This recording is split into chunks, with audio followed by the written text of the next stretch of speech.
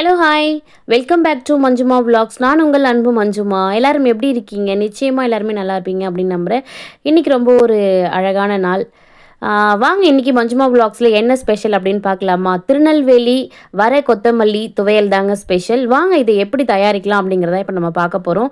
இது வந்து பார்த்திங்க அப்படின்னா ஒரு சூடான சாதம் போட்டு பிசைஞ்சு சாப்பிட்றதுக்கும், ஒரு இட்லி தோசை அந்த மாதிரி உங்களுக்கு சைட் டிஷ்ஷாகவுமே நீங்கள் பயன்படுத்தலாம். ரொம்ப ரொம்ப அருமையாக இருக்கும். கண்டிப்பாக இதை தெரியாதவங்க யாருமே இருக்க மாட்டாங்க. தெரியல அப்படின்னா நம்ம வீடியோ மூலிமா நீங்கள் தெரிஞ்சுக்கலாம். நான் இதை என்னோடய ஃப்ரெண்டோட வீடியோ பார்த்து தான் செஞ்சுருந்தேன். ரொம்ப சூப்பராக செஞ்சுருந்தாங்க. சுடர்கருணை பிரகாசம் அப்படிங்கிற வீடியோ பார்த்து தான் செஞ்சுருந்தேன்.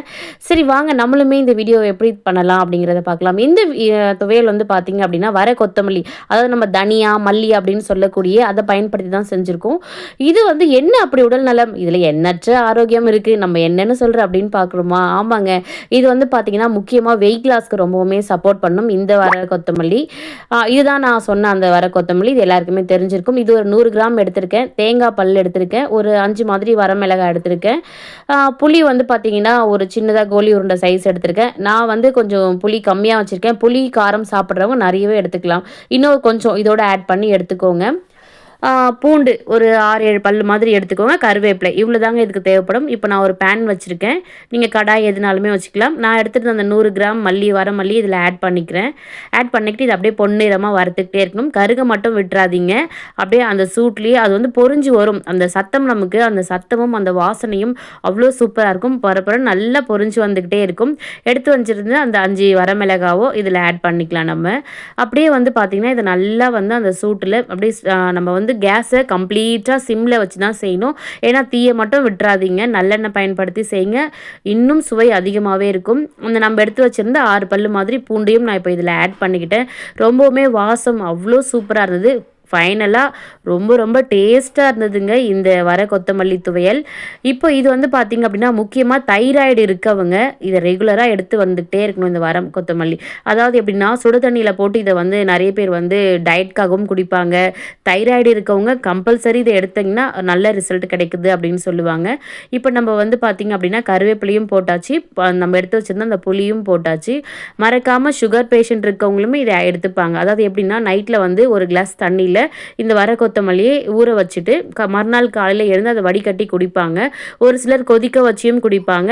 நம்ம இதை இன்டேக்காக இப்போ அப்படியே எப்படி அதெல்லாம் தண்ணியை ஃபில்டர் பண்ணி எடுத்துரும் இல்லையா, இந்த மாதிரி துவையல் செஞ்சு சாப்பிடும்போது அதோட சத்துக்கள் நமக்கு நிறையவே கிடைக்கும். ஸோ அதுக்காக மறக்காமல் இது வந்து அதெல்லாம் இருக்கவங்க மட்டும்தான் சாப்பிடணுமா அப்படின்னா கிடையாதுங்க. யார் வேணாலுமே சாப்பிடலாம். உடல் நலத்திற்கு அவ்வளோ ஆரோக்கியம். முக்கியமாக ட்ராவல் பண்ணுறவங்க எல்லாருமே வந்து உடம்பு ஹீட் ஆயிரும் பாருங்கள். ஒரே இடத்துல உட்காந்து இந்த ஐடி பீப்புள்ஸ்லாம் ஒர்க் பண்ணுவாங்க. ஸோ உங்களுக்கு பாடி ரொம்ப ஹீட் ஆகிடும். இந்த வர கொத்தமல்லி நம்ம வந்து ரெகுலராக எடுத்துக்கிட்டு வந்தோம் அப்படின்னா உடம்பு வந்து ரொம்ப குளிர்ச்சியாக இருக்கும் அப்படின்னு சொல்லலாம். இப்போ இதிலே வந்து பார்த்திங்க அப்படின்னா கல்லுப்பு ஆட் பண்ணிக்கிட்டேன். அதாவது பூண்டு கருவேப்பிலை இதெல்லாம் போட்ட உடனே நம்ம எடுத்து வச்சுருந்த அந்த புளியும் ஆட் பண்ணியாச்சு. ஆட் பண்ணிவிட்டு கல்லுப்பு மாதிரி நான் ஒரு ஸ்பூன் மட்டும் இதில் ஆட் பண்ணியிருக்கேன். ஆட் பண்ணிவிட்டு நல்லா கலரி விடுங்க. அதாவது தீயை மட்டும் விடாதீங்க, அதாவது காய விட்டுறாதீங்க. கம்ப்ளீட்டாக சிம்மில் வச்சே இதை செய்யுங்க. உங்களுக்கு ரொம்ப பர்ஃபெக்டாக சூப்பராக வரும் இந்த துவையல். அவ்வளோதாங்க, நமக்கு தேவையான அது நல்லா வறுத்து விட்டாச்சு. இப்போது வந்து நம்ம இதை நல்லா அரைச்சி எடுத்துகிட்டு வந்துடலாம். தான் வாங்கியிருந்தேன்.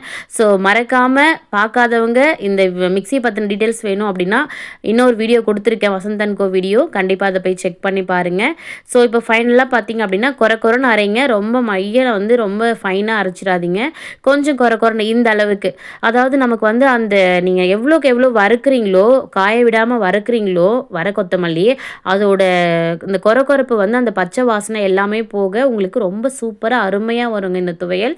இது மேலே இப்போது நல்லெண்ணெய் விட்டு நம்ம சுட சாதம் போட்டு சாப்பிட்டோன்னு வச்சுக்கோங்களேன், அவ்வளோ அருமையாக இருக்கும், அட்டகாசமாக இருக்கும். நான் வந்து நைட்டில் வந்து செஞ்சதுனால தோசை தான் இதுக்கு சைட் டிஷ் அப்படிங்கிற மாதிரி ஆயிடுச்சு. மெயின் டிஷ் வர கொத்தமல்லி, சைட் டிஷ் இது. நம்ம வீட்டில் எல்லாருமே என்ஜாய் பண்ணி சாப்பிட்டாங்க. எப்படி இருக்குன்னு மறக்காமல் சொல்லுங்கள். தேங்க்யூ ஸோ மச் மக்களே. பாய்.